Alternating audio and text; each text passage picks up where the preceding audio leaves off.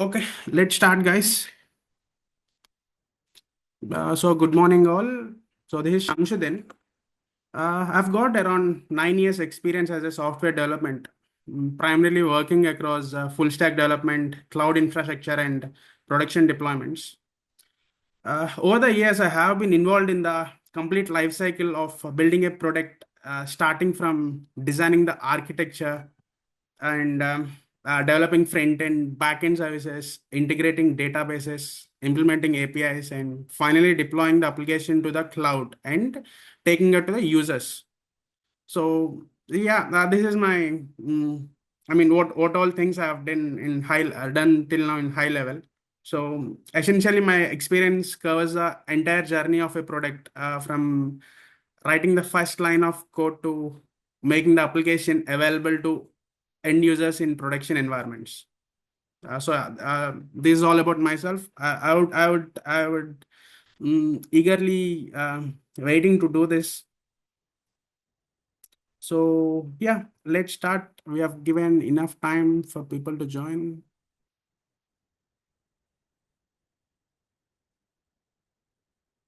Okay, let's get going. Like let them join in between. Sure. So today's agenda. Today we will go through the complete life cycle of a software product, from idea to development, deployment, and finally making it accessible to users. So I'm sorry guys, I'm admitting people in between. Please bear me with that. Okay. So in today's session, I'm going to show you how a real product works behind the scenes. Okay. So what's special about this course? So most of the people learn technology separately, like HTML, JavaScript, backend frameworks, databases, cloud separately. But in real time, that doesn't how things work. Okay, all these technologies work together to build a complete product. Now that AI has come, so AI does the job for, almost 70% job is done with AI. But the rest of 30% is where the real engineering brain comes in. That's what we're gonna learn in this course. Okay, let's jump into the actual picture. So yeah, this is what all we're gonna cover in this course. Full stack Python with AI. So let's start with front end. For the first 1 or 2 weeks, let's start with basic front end stuff with HTML, CSS, Bootstrap, JavaScript, and TypeScript. And then comes the real frameworks, front end frameworks, and which are React is not a framework, React is a library, but then yeah, React and Angular. So what front end does? So today what we're gonna do is we'll take a live example of an food ordering app. So everyone can relate to a food ordering app. So let's take a live example of an food ordering app. Okay, sorry, I revealed my address.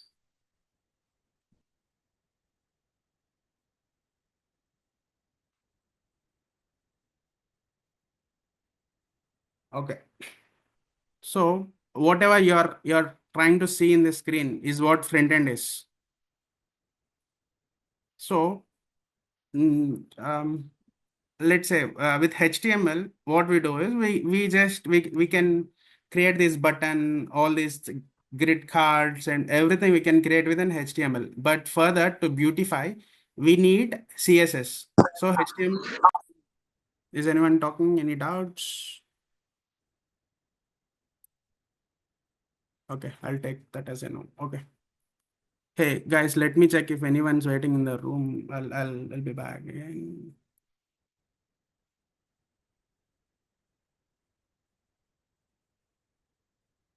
Okay. Okay, sure. Sorry about that. Okay. So what are you trying to say is front end here, which is built with it could be Angular, it could be React. There's separate things, but yeah, I'm just trying to explain what exactly front end is here. Um, so all these things is front end. So now let's say someone comes in and logging to this page. So how do you think this is happening? So let's say I've given my credentials and clicked on login. Okay.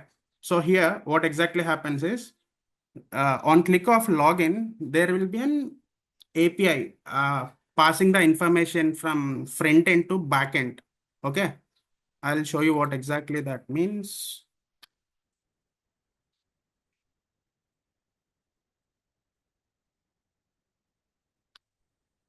So before going to that, this is what inspect is. I'll show you how debugging happening as well. If we inspect this, so whatever you're trying to see here, this is what it is. Okay. Inside this HTML, this doc type says this is HTML5. They are HTML4 as well. So HTML5 gives you more, what we say, the features. Okay. So whenever we write this, we have to mention that we are using HTML5. HTML are usually placed inside tags, something like this. These all, don't worry about this. This would be really confusing. No one will learn day one. So I'm just trying to explain like how things will work. Uh, so yeah, so we write in a code. I mean, let's say, sorry, I'm admitting people parallelly. Okay, don't confuse by things. I'm just trying to explain what exactly is. So let's say a developer comes in, writes the code, writes a HTML, and attaches this to CSS. Okay, CSS is something like this. HTML, we write the tags here, and we link that with CSS. CSS is beautifying this HTML. So after this, it would look something like this. When HTML is linked with CSS, it would look something like this. So I'm not going to the code again, just a high level. So now coming back to the login page. Let's imagine there is a login page here. I gave the credentials, I logged in, and how do you think my credentials are validated? So what exactly this does is, there is an API, application programming interface, which carries our credentials, my name and my password, to the backend. Backend would be Python or Node.js. Okay. What Node.js does, or Node.js or Python does, it takes my data and query the DB, particular DB. It could be some user table. Okay. In that user table, uh, it will check my name and password. If that verifies, it will come back again to backend, and the backend gives again to the front end, which is what is this? Okay. If you can see here, guys, if any doubt, stop me. Can someone voluntarily help me with this? Are you guys with me? Anyone? Yes, no? Yes, I'm with. Oh, great, man. Thanks. Yes, sir. Okay. So let's say this is an user, and this particular person is in a food ordering app. Once he logs in, his credentials carries this React credentials being carried to Node.js server or Python server, whatever it is. Okay. In a HTTP request, it will take the payload. And what this Node.js does is, Node.js or Python again. I'm sorry about this image. I should have kept this Python as well. What this does is, it will query the DB, like let's say Shamsuddin and some password. Is this person is an authorized person or not? This DB will be validated, and the DB again responds the response, yes, he's the right person, to the Node.js. What Node.js does is, again it will come back to React and says, hey, he's the right person, please allow him to the next page. From there, from my login page, then I will be able to come here. Sorry, I didn't logged in. I've logged in earlier. So yeah, that's what I was trying to explain here. So, okay, this is Okay, let's say I've came in. Okay, done. So let me order something.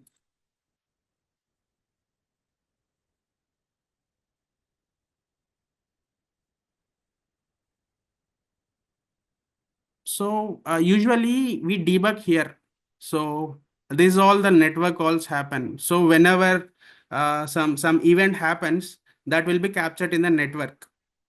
Okay. What this is like? Okay, let me show you. First, add something in view cart. There's a cart. If you can see. Okay. Okay. Sorry, I'm allowing people in parallel. Bear me with that. Okay. So this is an API.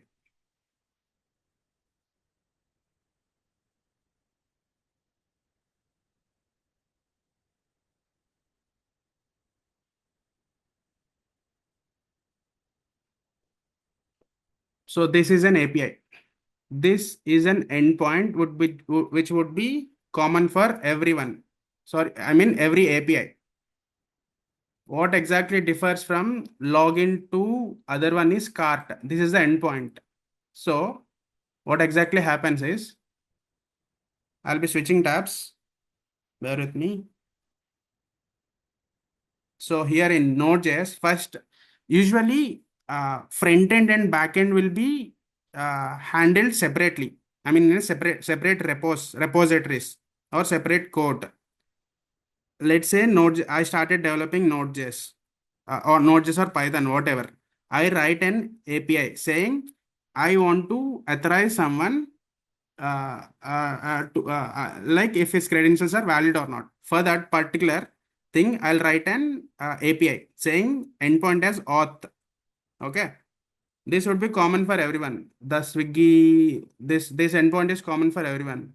If it is an auth, it should look something like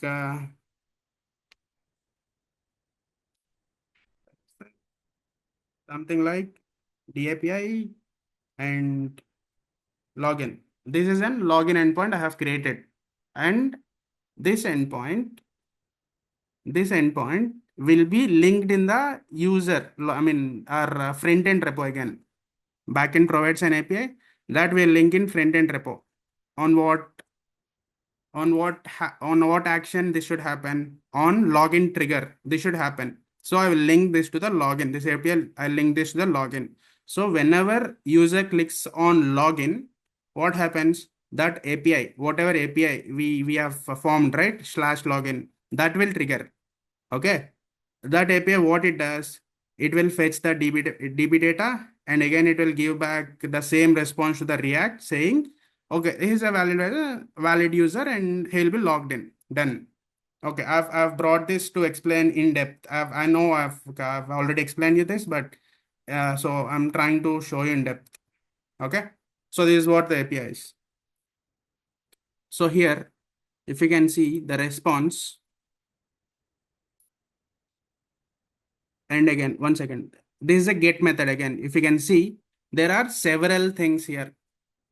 Why this is get? Because this particular cart is fetching like how many items are there in the cart. So the name itself says getting fetched. Okay. So yeah, and the status code means response. Yes. If you can see green, it is a success response. If it is a false, it will say some other status code. And if it is unauthorized, there are chances if I'm not authorized and trying to click this at that particular time, it will show some other status code saying you are not authorized. Okay, I'll explain keeping the time frame in mind. I'm not explaining all this, but these are all important things when coming into real time. I'll explain everything in our course, so that's fine. So the response.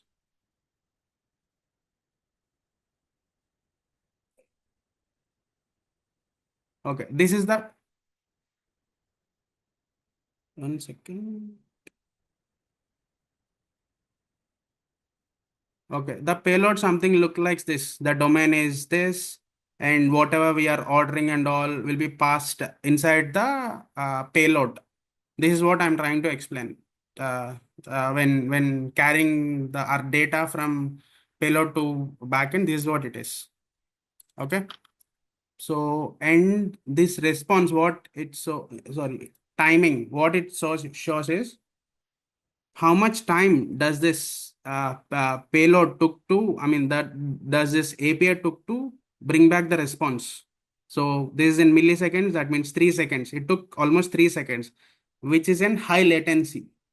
And again, here latency means time taken to bring the data from a server. Okay. So to overcome this, we have several other concepts in going forward in this course, in this particular session, not in the course. In this session, we'll cover this as well. So yeah. So this is done. Okay. Once I proceed, again the same thing. The API happens. What we say? This gets triggered. Again, some post call happens. Post call in the sense passing the information from one server to other server. Get call is bringing back, I mean, just fetching from the DB. And there is update and there is delete. They have the same tags as post. Put is an update, delete is for deleting, and get is for fetch. Okay. So if everyone clear till here, please give an yes, or anyone can voluntarily give an yes so that I can move forward.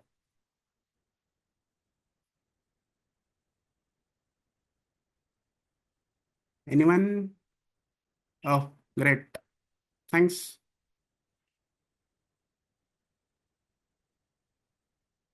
Okay. So this is what I hope you are clear with this. The front end, back end stuff. We'll cover this going forward in this particular session only. We'll cover the rest of the things, but I hope you are clear with the front end and the back end till here at least.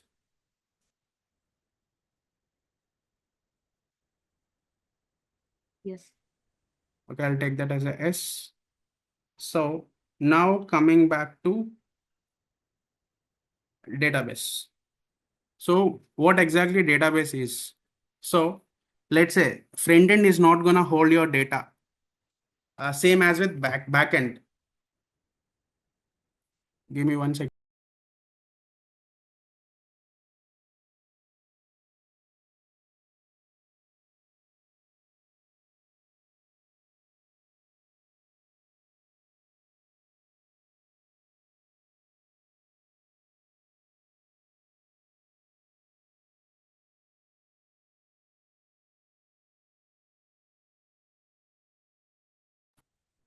So what exactly database is? Database is something which holds, I mean, stores all your data. The name itself says the database, the base. Okay. So front end is not gonna save your data. Front end is just for view purpose. The name itself says front end. The back end is to query the data from the DB. It's not gonna save anything. We do have some caching techniques, but it's session based and all. We'll come back to that session caching again. Okay. So we usually use for our full stack development, we usually use relational or SQL database and NoSQL database. So what exactly SQL database means? So it's a structured query. So it has some particular rules. So the schema should be in this format. If someone goes forward and changes the schema, the structure, the code would be broken. So SQL has so many rules which so where exactly we use SQL? So in some huge organizations like banking organization where the rules are very strict, the schemas are very, schema is again, what exactly schema means? So let's say there is an user table. Let's say we consider this thing of login and all, right? So what do you think that particular table has? It might have index 1 and the name and the phone number and the password and some other data. All these things, index, phone number, all these things are mentioned as schema. Okay, that's what we call as schema. So that's what SQL does. And these are the key features like structured tables with schema, the ACID. Okay, we'll cover all these things. SQL query language, indexing and query optimization. This is just basic. We'll cover so much depth in this. So don't worry about that. And the other thing is NoSQL. So NoSQL, it doesn't follow most rules as, I mean, there is no particular schema. We can change anytime we need. In that particular scenarios, we use this NoSQL. And vector DB, initially we didn't use this, but now that the AI is booming, this we use for RAG and all. RAG is retrieval augmented generation again. So how your models, if you know the ChatGPT models and all are, while creating that, we use this vector DB. So we can ignore this time series DB and new SQL DB, which are not related to our full stack course, but then we'll cover some high level for your knowledge and stuff. So yeah, we will jump to other slide.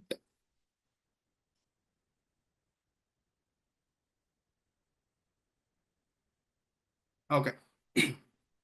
So let's say we will discuss an architecture here. Guys, you are with me? Am I too fast? You want me to slow down? Any suggestions?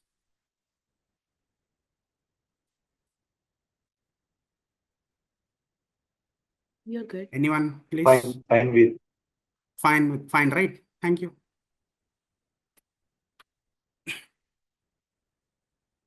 So yeah. So let's discuss an requirement and architecture. Let's say some product owner came to us. We are running a software company, and a product owner came to us saying, "Hey, please develop an food ordering application. These are the requirements. These all the constraints we need, and etc etc." Okay. So now who are even our what we say our company also have some product owners and stuff. They listen to the whatever the requirement is. They will form the requirement, they'll sprint it out. I mean, mm, so here how things work is uh, everything we can't deliver in one go, so we'll make it release by release. So release 1, these are the requirements we are targeting, and release 2 the next version, and release 3 the final version. Okay, if you can see, even if you can uh, link to your iPhone sorry, your phone versions and stuff, there is version 1, version 2, version 3 and all the stuff, right? The same way, for version 1 the feature will be less, for version 2 the features increases. This is how things work. So they'll upgrade the stuff accordingly based on the requirement. Okay. So whoever it is has structurized the things, these all things to be worked. For release 1, we have the some only login page and going to the dashboard, and basic ordering stuff should happen for the release 1. Okay, this is the requirement. So the sprints will be decided, and whoever in the team will be assigned to some work. Okay. So it's not that only one developer will be working on everything. So there are multiple developers involved. Let's say developer 1 is working on login page, and developer 2 is working on the dashboard page. Developer 3 is working on something else, some A or B. Okay. So all the code will be synced, has to be synced. Only then it should work. So for that we use Git. Okay, that's an repository, that's an base. So how the okay, I'll in depth explain you in the course, but keeping the time frame in mind, I'm not going in depth. So that's what we use this Git for. Okay, so let's say today I worked on login page, and some other guy worked on some dashboard page. Both my code should be should be linked, right? That's how things work, right? So for that we use Git. Don't worry about it. If we do some 1 or 2 code practices, that should be very easy for you guys. Don't worry about this. So then this has to be, so whatever I have developed, me or other person developed, is in our local. Okay, that has to be deployed, that has to be deployed in some cloud, or I mean some platform. Only then the user or who are the end person should be using it, right? So he won't be able to coming to us, opening our laptop and doing stuff. No, that's not how things work. It has to be deployed somewhere. So for that deployment, for the smooth handling, we have CI/CD pipelines, continuous integration and continuous deployment. Okay. This for this terminology, I would explain in this way. Mm, continuous integration means we have one version somewhere, one version of code somewhere, like some X place here, some X place, we have some version of code, and we have developed something else today. Me and my friend, my colleague has developed something, and our code should also be pushed there and synced. So for that to happen, we use this continuous integration. The name itself says continuous integration. The code has to be integrated continuously, and then the code, whatever code integrated, should also be deployed, which is continuous deployment. For that, we have the DevOps steps. These things comes under DevOps. All these things: Docker containerizers, Kubernetes cluster. What Docker does here? So, mm, for our code to run in our local, we have to set up Python, Java, and Angular, React, whatever required tools we have to download and stuff, right? So there would be versions for that as well. Java has some version, or Python has some version, Angular has some version. So what Docker does is it will create a container for us. So in that container, we don't have to install anything. We just have to say that these are the versions we are using to that particular Docker, and it will create its own environment for it. For whatever code we are pushing into the Docker, it will create its own environment for it, and it will make us run. Only thing we have to do with the Docker is once that it is containerized, we have to deploy with in some Kubernetes cluster, or there are some many other platform, many other tools and stuff for that to happen. So yeah, that's why we use this Docker containers and Kubernetes clusters. Again, Kubernetes clusters is a big what we say advantage for this deployment and stuff, because uh, it's not like one user gonna use this end product. It's like some multiple users, some thousands of users gonna use. So for the traffic, when I say traffic, multiple APIs getting and hitting the server. That's what we call traffic in this software terminology. So to handle all these things, we need Kubernetes, and then comes our uh, yeah, which what I say cloud. Okay, let's say till here it is done. Kubernetes cluster it is done. Everything can be happened in till here. If you can see my cursor till here, everything's gonna happen in the local. Okay, so this has to be deployed somewhere. Who is gonna help us? So for that, we have AWS, Azure, GCP. These are the leading cloud platforms in current market. So what they're gonna do? They're gonna create us some platform to host our application, and in usually in we were seeing this http swiggy.com, right? This is what the cloud's gonna provide. It will have an domain name for us, and if we link something to this, it will work. But how this gonna happen? Okay, so AWS doesn't have these names in prior. What they have, IP addresses they have. Let's say some uh, when I say IP address, and it will be in format, this format, something, this format. Okay. Whatever application we have developed or deployed will have this particular this IP address. And for this, they'll give some domain. We'll have to buy some domain, and we'll have to attach this. Okay. On use, I mean, how much time we are using. Based on requirement, we buy our stuff and pay. That's a different thing that we'll discuss going forward in our course. So yeah, that's how we'll receive our end product. So here we have microservices, Terraform, NoSQL. So what exactly microservice is? Earlier there is no microservices concept. So how much ever application, how much big the application is, everything will be built in one repository. One repository is one folder. Okay. Uh, I'll show you this way. Resource man. This is an repository. Okay. And this is okay. This is again Visual Studio Code. This is our IDE. IDE means our platform to code. So usually full stack developers use this Visual Studio Code. And for Java, we have separate tools. We can also do in Visual Studio, but they prefer something else. For .NET, they have separate version of Visual.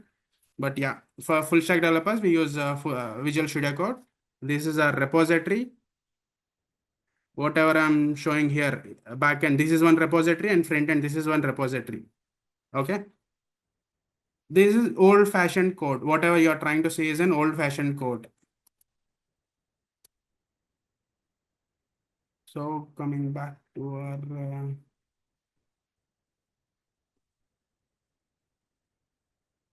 yeah. So what exactly microservices? So let's say we have a requirement of login page. We have a requirement of dashboard. We have a separate requirement of mobile application for the same and web application and blah blah something else. Okay. So all these things, if we deploy, if we write in a single repo, everything will be messed up in the current high paced Hello. generations. Yeah, sorry for interrupting. Yeah, Sai Pranay, you can ask whatever you didn't understand. So you can ask the trainer. No, okay. Yeah, Pranay. Sorry. Mm, I'm going very fast.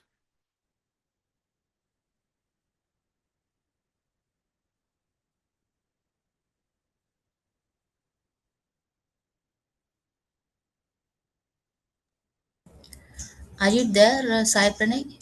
If you don't want to speak, then you can mention in the chat. Yes, ma'am, I'm a student of first year, BTech first year. Okay. Okay, sure. Got you. I'll sorry, my bad.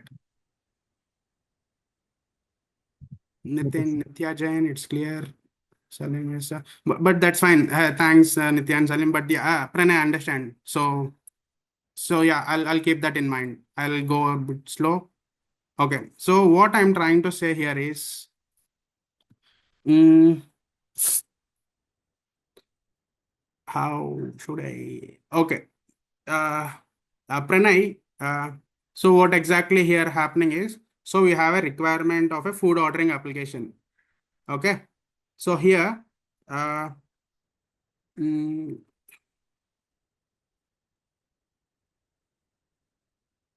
we have to create one requirement of login page and dashboard page. Only login and dashboard. And dashboard. So if we create all these things in a one single repo in the sense one single folder, let's say for your understanding. Let's say in future these two will be linked. So if login fails, dashboard will be broken. If dashboard fails, login will be broken. So to overcome that particular scenario, they have come up with an microservice concept. So login will not be linked to dashboard directly, and dashboard will not be linked to login. So don't go my names. Just think of A and B service, A and B requirement. If you go with the login and dashboard, again you might get more doubts. A and B services. So think in this way to overcome this. So we externally link it. There is no internal connection. So to overcome the failure and stuff, we have someone has came up with a concept called microservices. So each feature will have its own repository. And end of the day, the same like we are linking APIs. If you can see this API format, same like API structure. Even here we are going with the same format. We'll link that microservice A to microservice B to microservice C to overcome only these kind of issues. Pranay, I hope at least I could match up to your. Pranay, you want me to explain in depth, or it's fine? Yes, sir, fine. Oh, great, thanks. Hey, see, keeping the time frame in mind, I'm going so fast, but then we got 90 days of time. We can cover everything in a slow pace. Don't worry about that. So yeah, now coming to the load balancer. Load balancer, the name itself saying load balance. So let's say that some huge traffic is coming and hitting our microservices or some our front-end services or microservices, whatever it is. So microservices we call for backend, so and micro front-ends we call for front-end. Okay, just for clarification here. Load balances, what it does is it balances the load. It brings up more servers. It brings up more clusters, so that if cluster A breaks, cluster B comes into the place and gives you the response or whatever logic you want from there. It will gives you. That's what load balancer does. This lambda serverless we'll cover. Don't worry about this. We will cover everything in our coming class. So I hope I've explained the complete flow. I mean, developing to receiving the end product. I hope at least from high level I've gave you good understanding. So, okay, I'll take that as S. Okay, now system design concepts. This is the heart of our course. So, let's say okay, whatever we have developed till now, let's say some 100 users are using it at a time. It works as expected. No, nothing breaks. But there are some sales, some, let's say when New Year comes or some good occasion comes, Swiggy or Zomato or whoever the application owner is, give some bonuses or some good discounts kind of things. So at that time, thousands of or millions of users click on at a time. So what happens at that time? So to overcome that, we have some good system design concepts. So client server architecture is what we discussed now. So client is our front end and server is the Node.js or Python or whatever it is. So client sends some response request to the server and server checks with the database or Redis or cache. Redis, I'll get back to the Redis again, whatever it is. And it gives a response back to you. That's what client server architecture. There are some several architectures we will discuss. This is one amongst them. One amongst them. Okay. And next coming to the SQL and NoSQL. This we have discussed. Anyone would help me like what exactly database SQL or NoSQL? If anyone got idea or it's fine.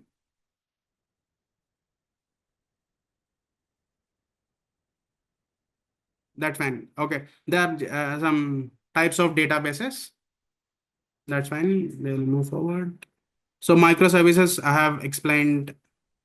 So CAP theorem, this is one of the theorem to overcome this stuff. That this we can cover. So here comes to the caching. Okay. What exactly caching means? We have several things to handle the caching here. Example is Redis. Okay. Let's say I've shown you the timing here. If you remember this timing, 3 seconds. This is huge, guys. This is very huge. Okay. What exactly happening is every time you come to this page, this API gets triggered, and till this gets the response comes, the page will not be fully functional. So to overcome that, they have come up with an concept called caching. Okay. Until and unless the payload, whatever payload you're sending is same. Okay. Let's say you have added a cart as dosa and some idli. You have added it. Again, you went back to the dashboard. Again, you came back to the cart with the same order. Okay, nothing's changed. At that time, do you really think it is required to trigger an API call again to the server, and again it will fetch the database, and it will again give this response, the same response back? Do you really think it is required? I think no. So to overcome that, we have a concept called Redis caching. So what Redis does is, so until and unless the payload changes, it will keep whatever the response you have earlier, right? It will keep that response handy, and it gives back to you the same response instead of calling the API again. This saves you among 3 seconds. Likewise, there are several APIs. Like think how much time it's gonna reduce you. So think in that way. Hope this is clear. Any questions, guys? No. Good. Okay, I'll take this as no. So message queues. Okay, what exactly message queue is? I would say, okay, I'll jump a slide here.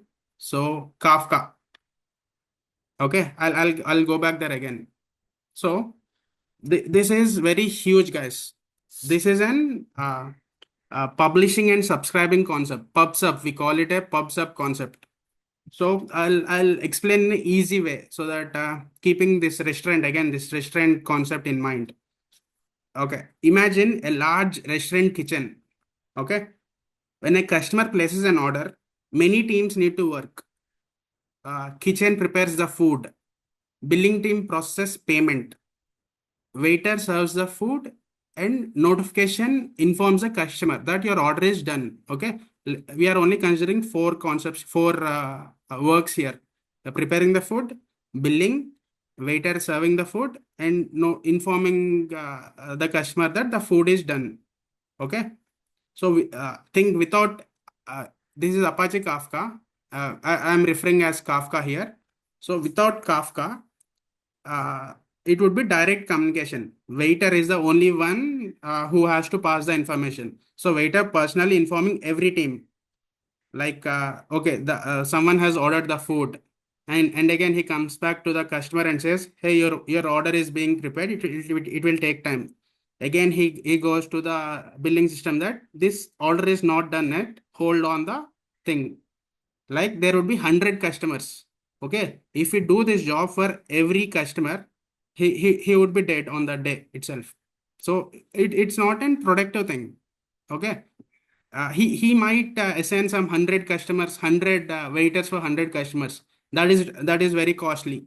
So to overcome that, Kafka, what it does is it's a big central board thing. So let's say in the kitchen itself, there is an if you have been to some KFC or some other place, you would see an board there, screen there, saying, okay, order number 11 is done, order number 13 is done. The same the view which you are seeing from the customer side, even from the kitchen side, they have the same dashboard saying that order for 19 order, they have ordered some pizza, something else, blah blah, whatever it is. So there is parallelism happening. So everyone is on the same page. So with that, what is overcome? So customer ordered it, order placed on the central board. So kitchen sees it, billing sees it, delivery sees it, and notification system sees it. So everything is resolved. Okay, let me put you in a more easier way. So when you have everyone would be active on WhatsApps nowadays. So someone sends a message in WhatsApp group, everyone is seeing it. It's not like one person will say it or other person. Everyone is saying it. Same like Kafka's, service sends even to Kafka, and multiple services use it. So here, there is a service. Okay. It would be more, I have got a message. It means, okay. Okay. So it would be more, what we say? See, service A has some functionality, like the food is ordered. Service B is the food is being prepared. service C is something else. So all these things at a time gives a response as S to the Kafka cluster. Okay, consumer will read this at a time from that like there would be a number of consumers. They will read it at a time. It would be more logical if we do it in live, but I hope at least the high level you got this. Yes. Anyone you want me to explain this in depth? This is a very important concept. We'll cover like it will take some 4 or 5 days to cover this concept in depth. So don't worry. Anyone need in depth?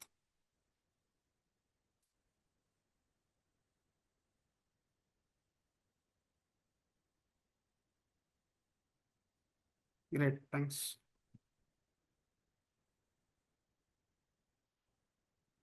Okay, again we came back to this. Replication is so we have some n number of DBs.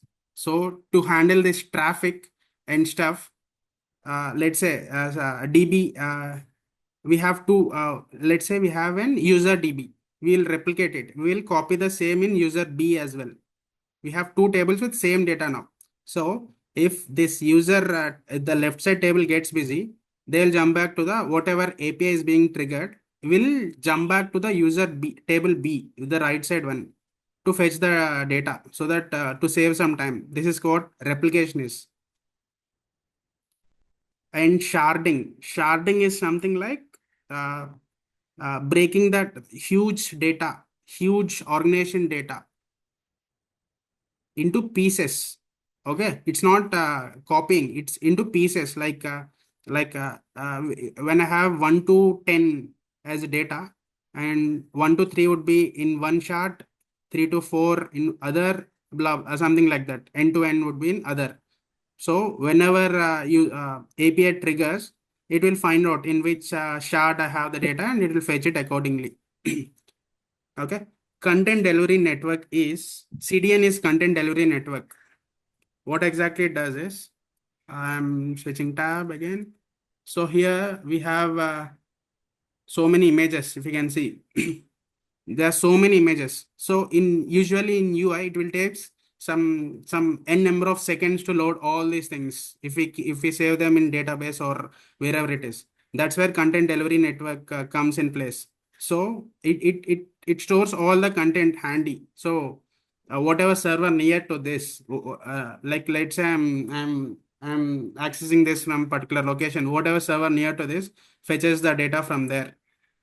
That's what content CDN does.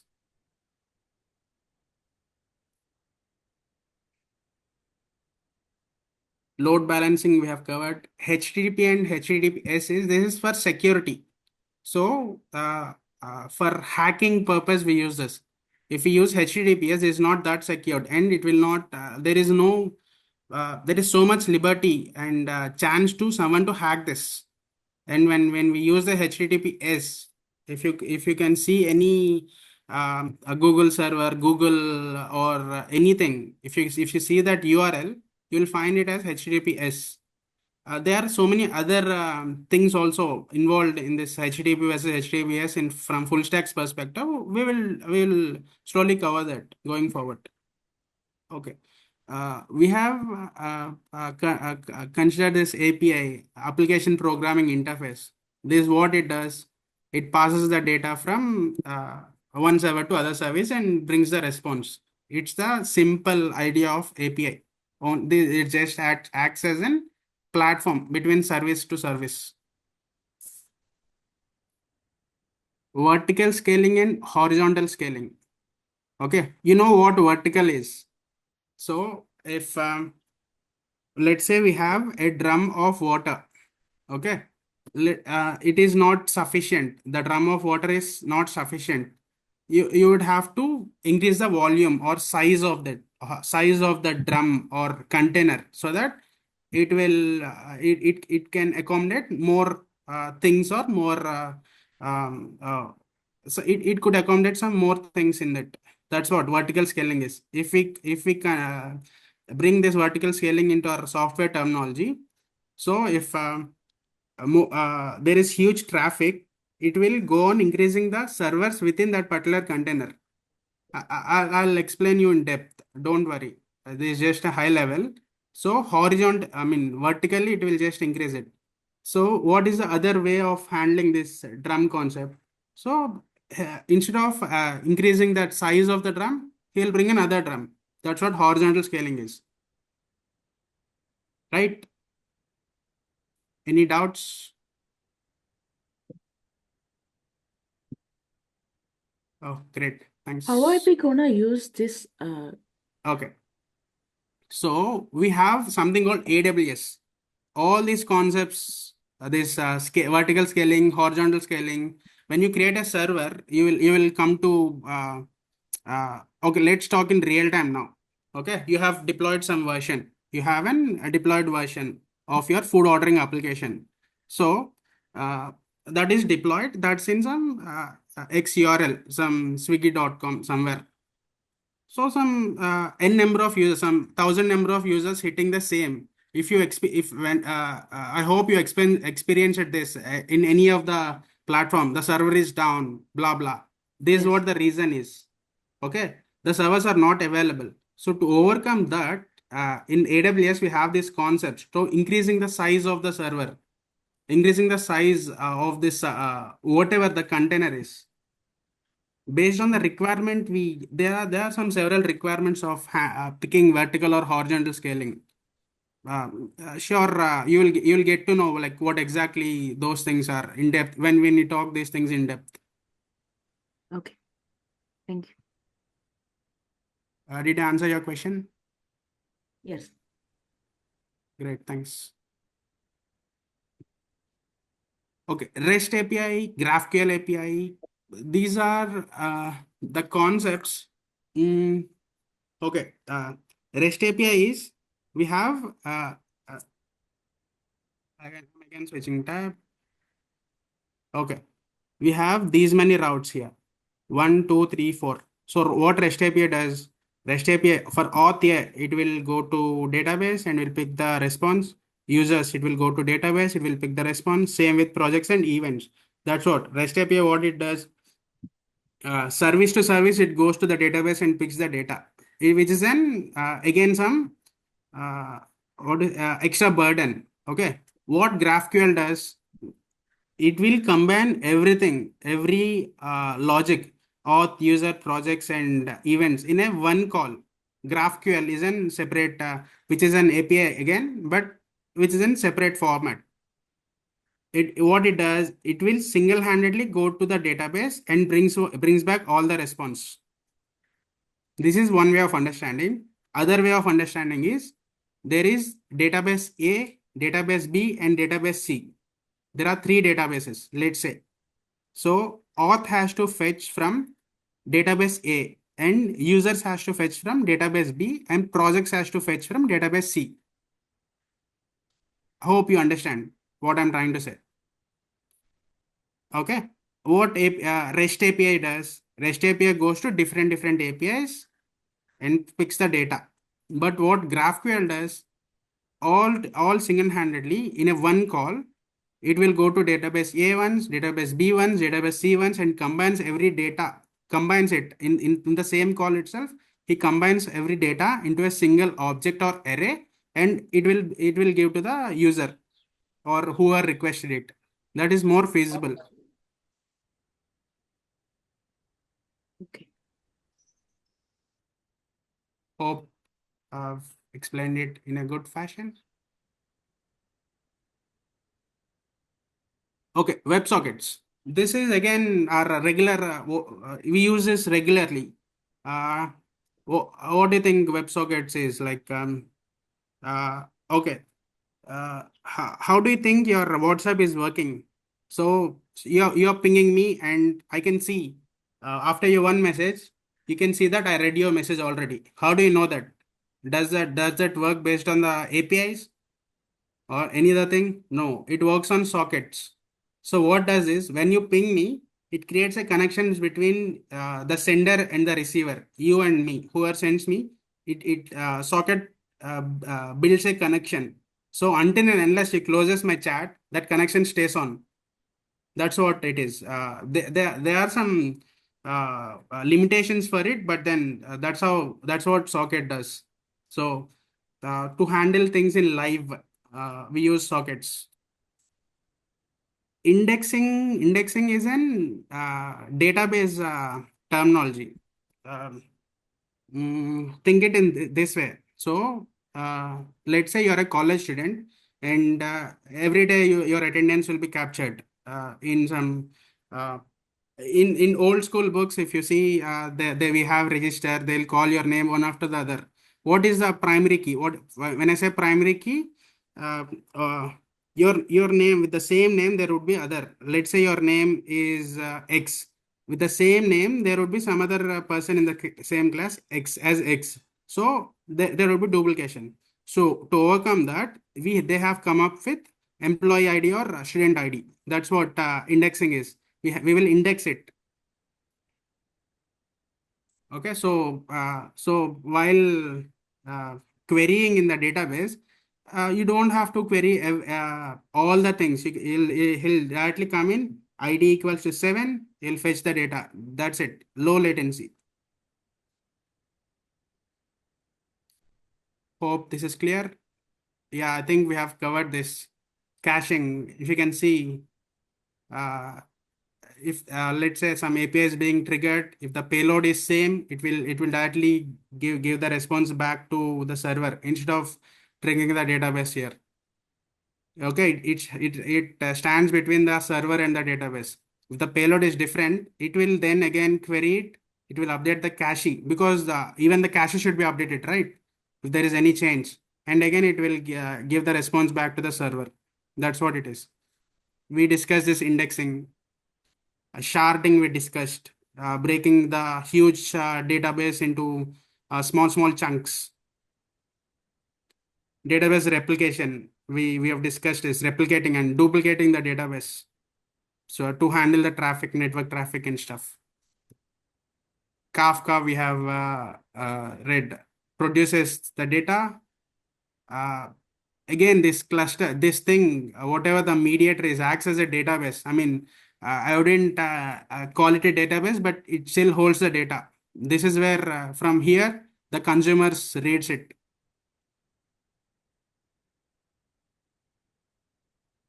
Okay, now coming to the AI. So, this statement is given by Bill Gates. So AI won't replace programmers, not now, not even in next 100 years. So what AI is doing to the full stack developers?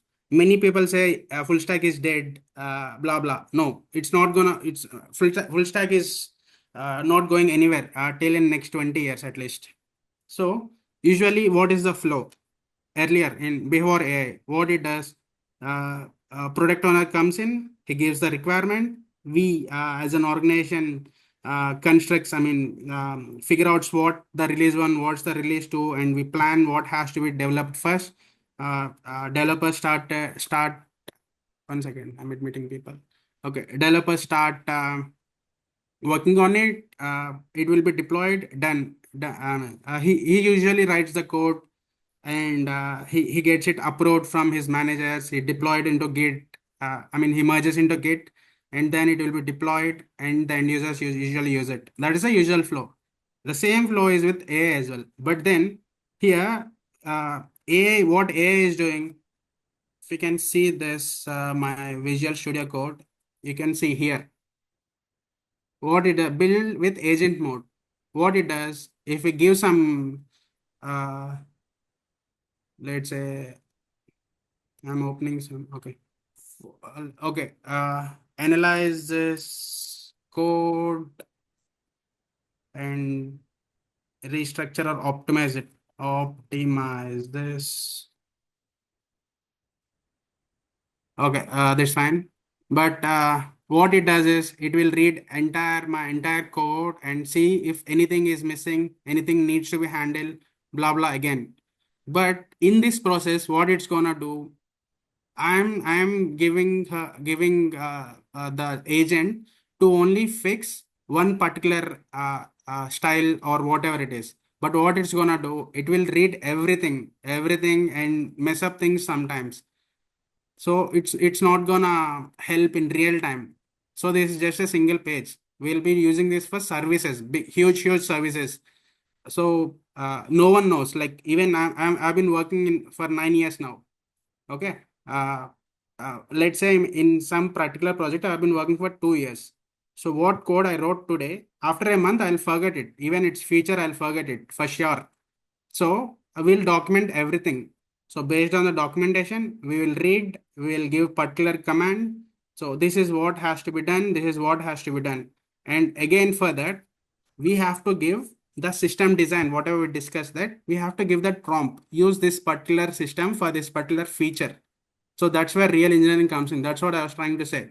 The rest of the 30%, the engineering mind should has to be used here. Human intervention is for sure required here. So what it's gonna do, what you're gonna say, use this particular system design concept in this particular feature.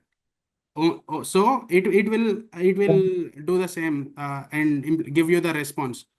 Else, if you just give implement me a login dashboard page, it will give it on its own thing. It will not handle all the system designs, the requirement, all these things. This is just an example. You guys don't have to worry about AI at all. It's not going to take your jobs. It's just leveraging the developers' work. For sure. What do you think in market? They are AI is booming and all. What do you think that's gonna take your jobs? No, there are jobs to make agents. That is a different job again. The people make agents and they'll sell them. And whoever the requirement is, that let's say company X has some particular feature, and they have some particular use cases. For our food ordering app, what are the use cases of AI?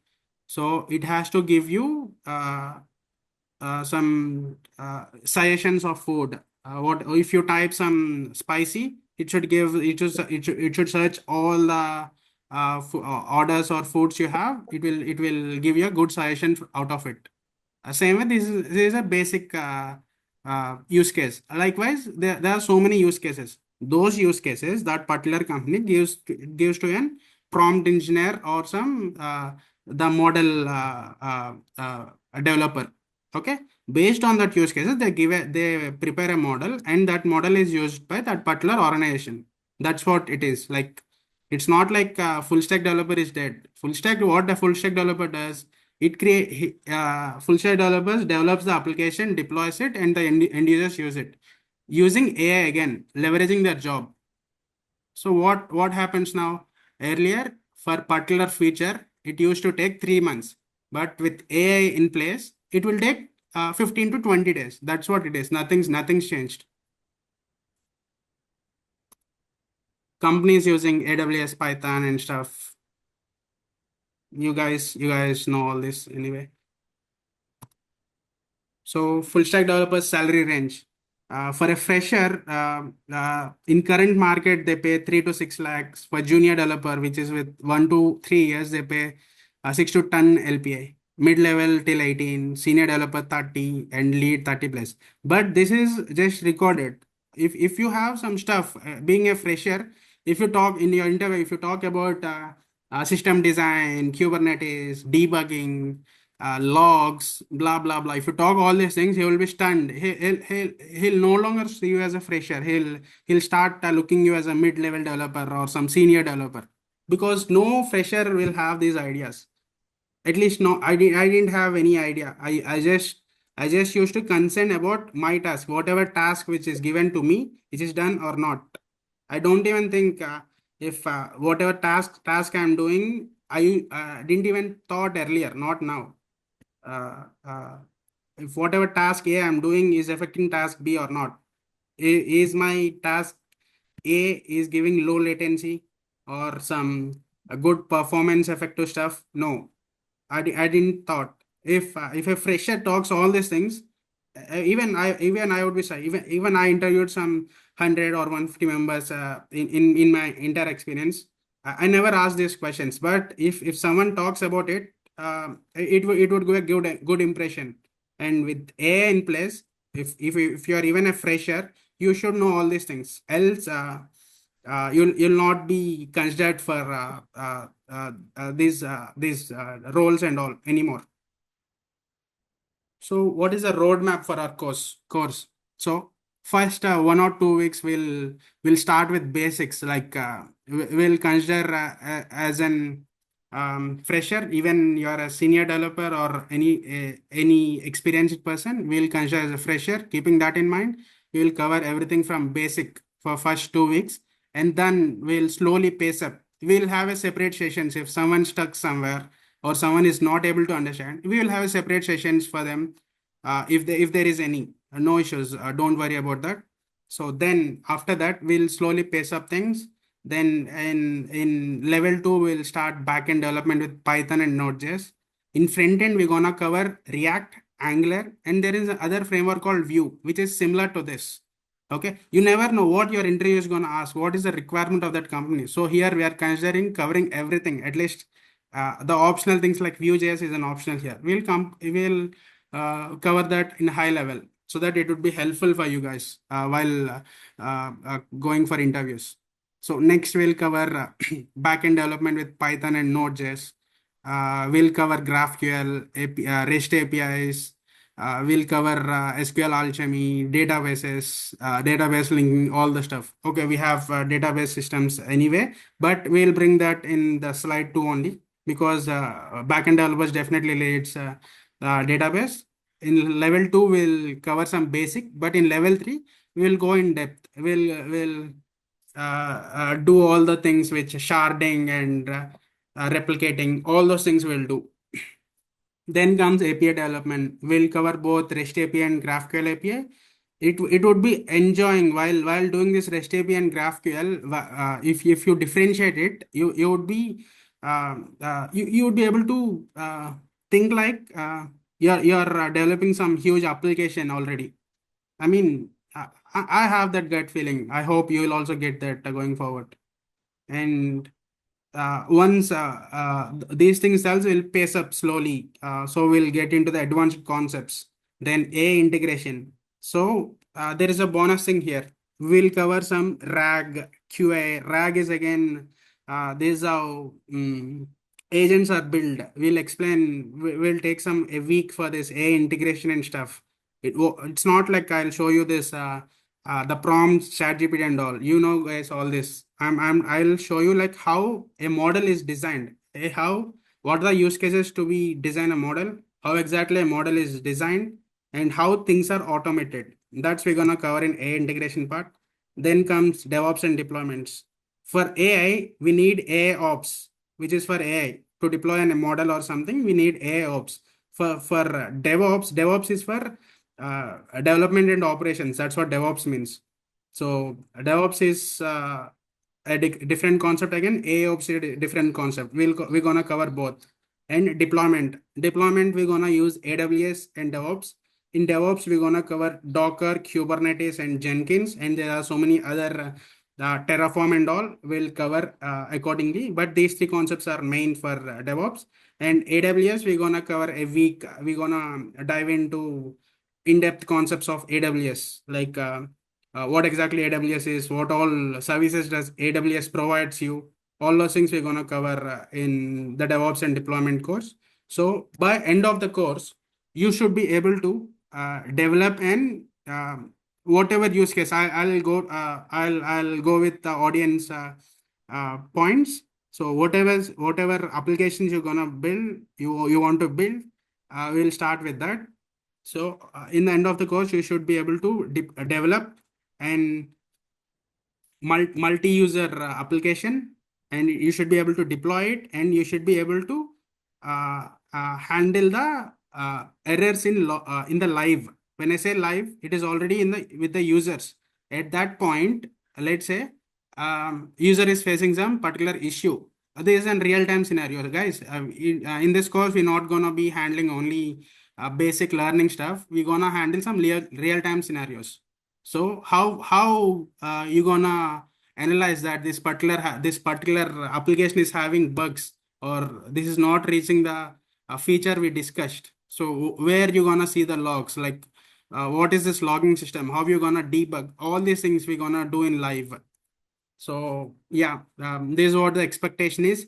And I'll give you the liberty to restructure this course anytime in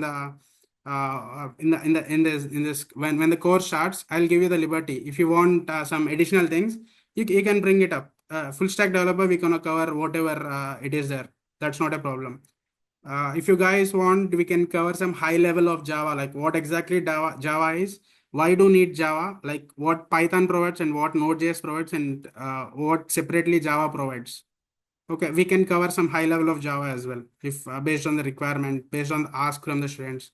That's an optional again. If you need it, we can provide, but then yeah. So yeah, over to Abhiram. Abhiram, I hope you are here. He'll take on from here. Yeah, sure. Thank you. So coming to the from cloud upskill point of view, so Sir explained overview about the concept, what he is covering. So like Kafka, whatever the front end, back end, he's explaining the overview. Don't get confused like too many topics or too many things, because he's explaining the concepts and topics and real-time scenarios, what he's going to cover and what he's going to teach. So completely is end-to-end projects and real-time scenarios he's going to teach this past next to 90 days, of course. But he's giving worry about this thing, because the course will start from basic point of view, and from the scratch, like what is list, what is tuple, what is dictionary, from the basic scratch onwards it will start, and it will execute a couple of real-time pilot projects, like what he said, like a food ordering app, like so many real-time projects he will teach you. So okay, so minimum 5+ real-time use cases, five plus real-time mini projects he will teach you. That's not a problem. So coming through to the cloud skill point of view, so we are running from past 8 years onwards. So we have 100% student satisfaction, and a lot of people got placed from the cloud skill. And yeah, so can you go for next slide? And we have is expertise, and like Sir is expertise in around 12+ years experience. And can you go for next slide?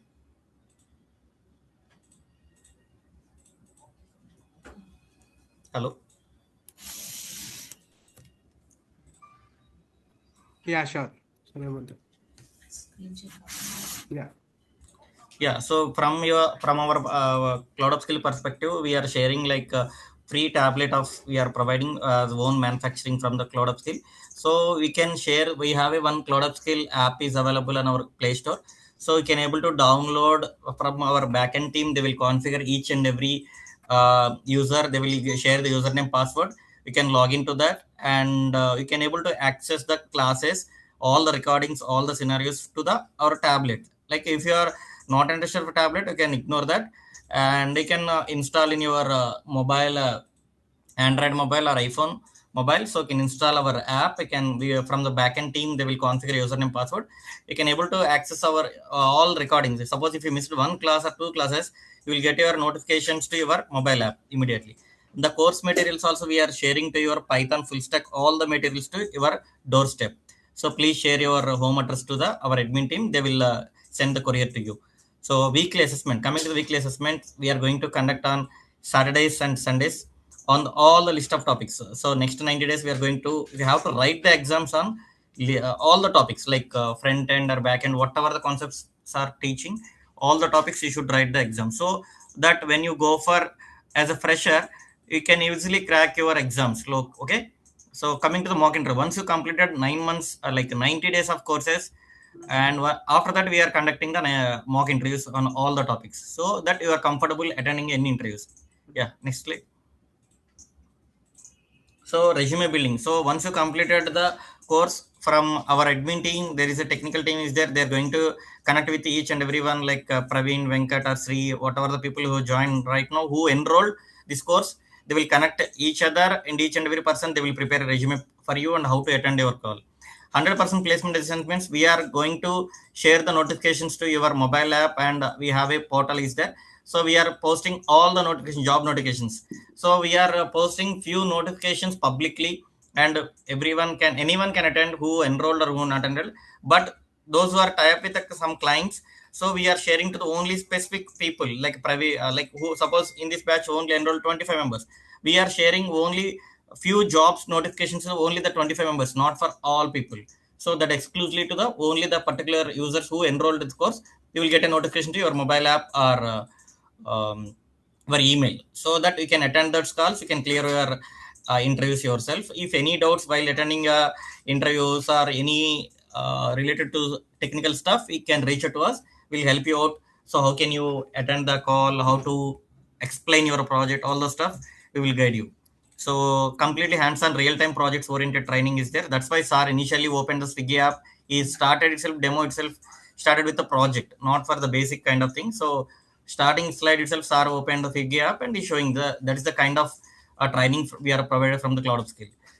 Once you completed the training, complete 90 days, we will provide the course completion certificate from the Cloud Upskill, so that if you are ready to join any upskill your talent in any future, we are giving a 20% of discount in future for you. So any course after that, once you Python is completed, next 20 days we are starting agentic AI batches are we are starting. If anyone is enrolled old student, we are giving a 20% of discount for any other course as well. So that is the meaning of course completion certificate. And yeah, next slide. Yeah, the free tablet, as I said, we are providing for you.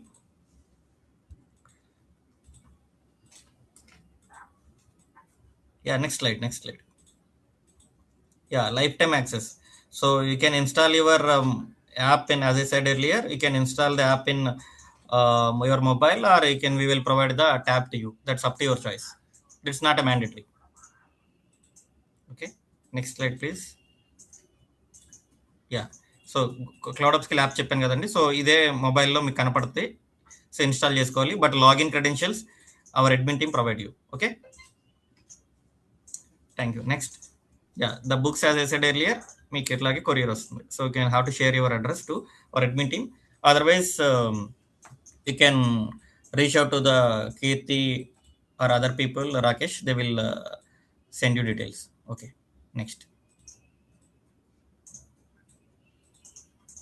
Yeah, weekly assessment test you have to write every Saturday, Sunday. Yeah, next. Yeah, mock interviews after completion of 90 days. Yeah, as I explained everything, yeah, just go further. Next slide. Yeah, resume building support after completion of the course we will provide you. So we are the two people will connect each other, and we can one-to-one session is there for resume building support. So each and every person we will spare some time, we will prepare the resume for you. We won't give sample resumes to you, you can prepare yourself. That is not the case like other institutes. Other institute లాగా వేరే resumes ఇచ్చి prepare చేసుకోమనే కాదు, మేము each and every పర్సన్కి ఇండివిజువల్గా connect అయ్యి మేమే prepare చేసి పెడతాము. మేమే ఇండివిజువల్గా 1-to-1 కేర్ తీసుకుంటాం. Yeah, next slide please. Yeah, 100% placement support నేను చెప్పాను కదా. సో ఎక్కడెక్కడైతే ఓపెనింగ్స్ ఉన్నాయో అవన్నీ కూడా మీకు నోటిఫికేషన్స్ వస్తూ ఉంటాయి, అప్లై చేసుకోండి, దాన్ని బట్టి ముందుకెళ్ళాలి. Okay, yeah, next. Yeah, course on client interface. Next. Yeah, so this is our channel. We are posting all the daily interview questions and all. Please subscribe to the channel for daily updates.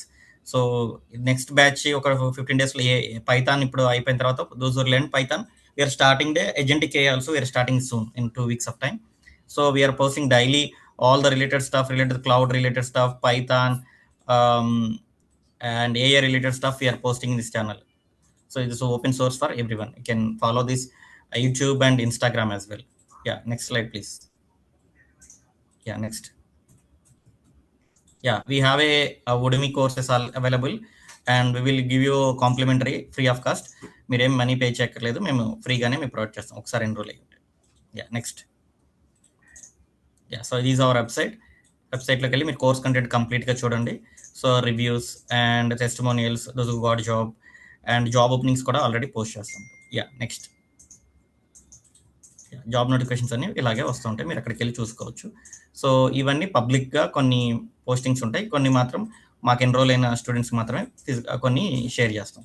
So that will be whatever companies they are asking me to send who trained under Cloud Upskill, we will send those CVs to them and you can attend those calls. Yeah, next please. Yeah, next. Thank you. So any more doubts, please ask me. So, hey, thank you, Abraham.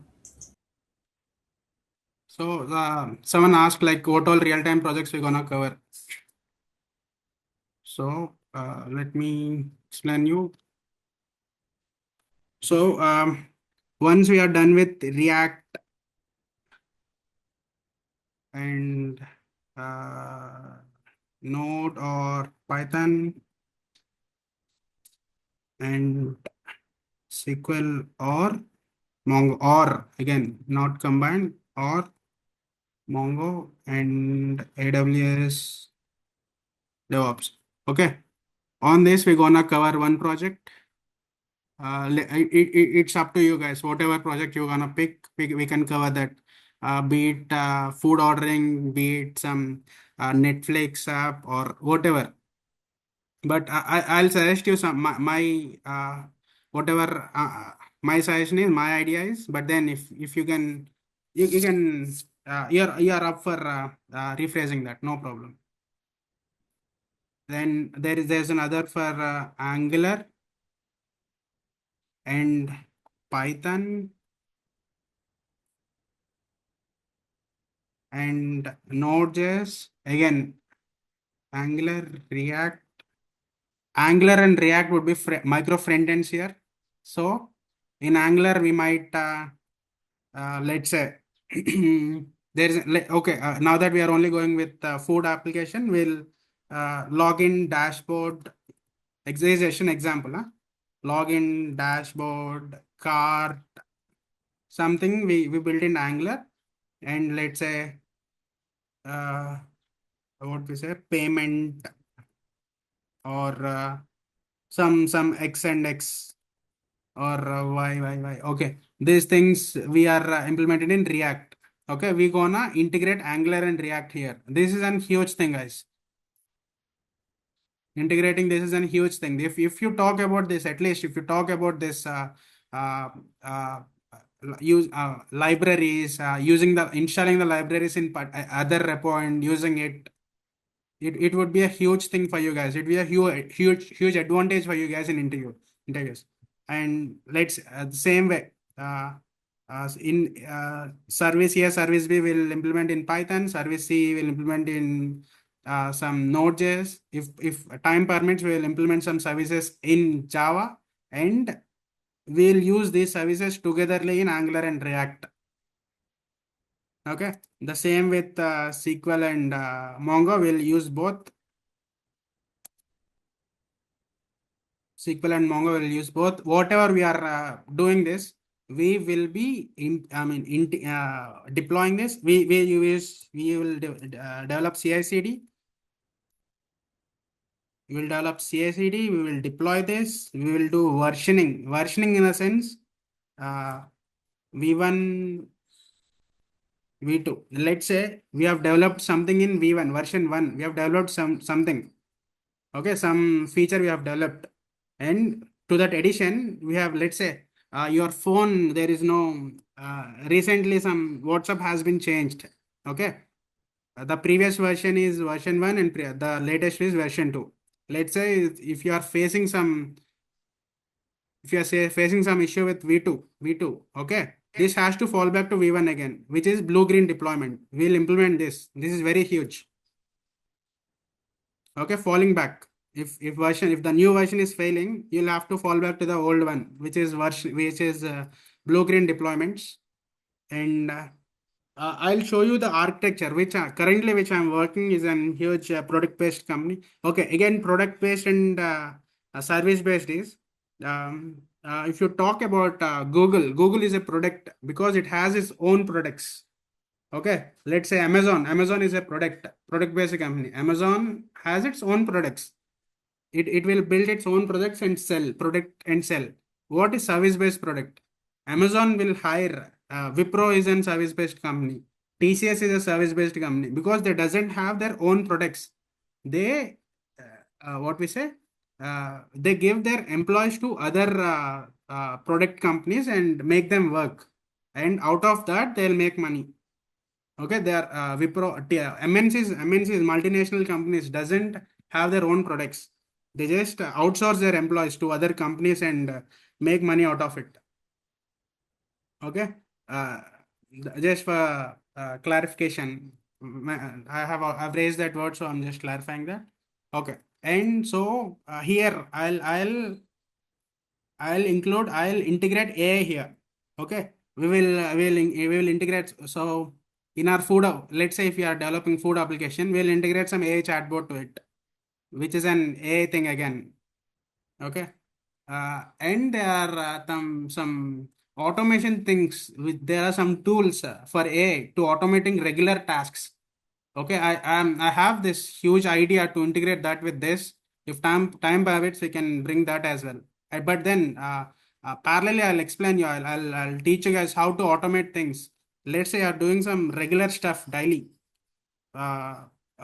So you have some regular things like you have to send mail to some particular X person, or you have to pay this in some X time or whatever. Not reminders. It will do the task for you. Whatever task manager will be developing, it will do the task for you. So just for some idea and all, you can even sell these things.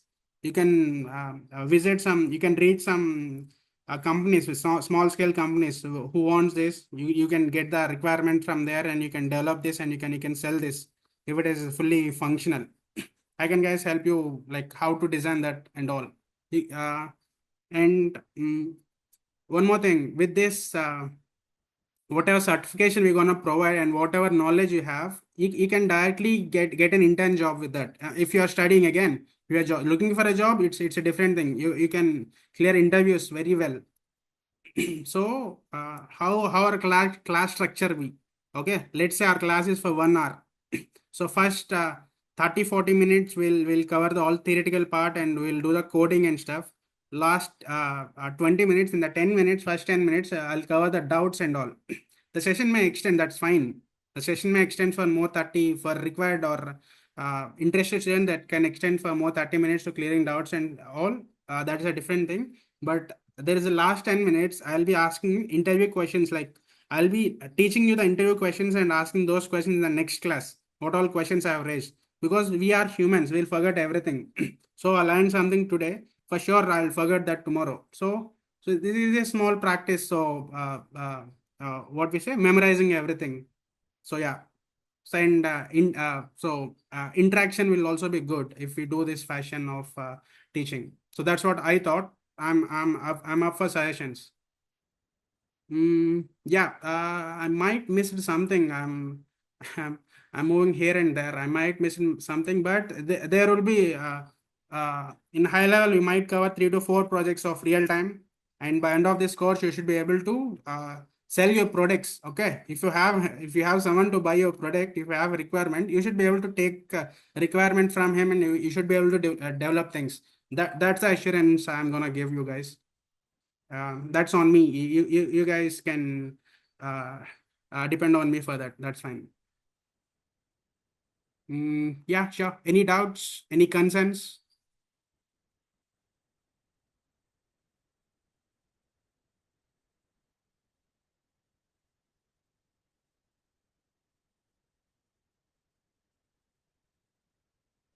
Hey, thanks, Anisha. Thanks, Nitya. Thanks, Pawni.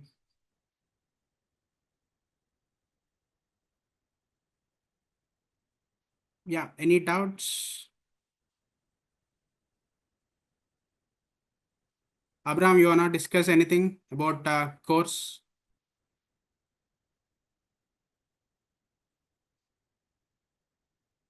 Yeah, so you explained the topics, right? So from Cloud Upskill, what we are providing, explain them. So they can reach out to us. Who are interested can reach out to us, and Kirti will contact you all. Okay, sure. So shall we wind up this, or if And any doubts or any concerns, I'm up. I'll stay in the call for more 5 minutes. Okay, thanks, Nafisa. Nafisa, thank you. Yeah, hello. Yeah. So yeah, the students who are in the session, so please just share your number and name so that we will reach out to you. Like we will share the demo recording session. So please share your contact number and name.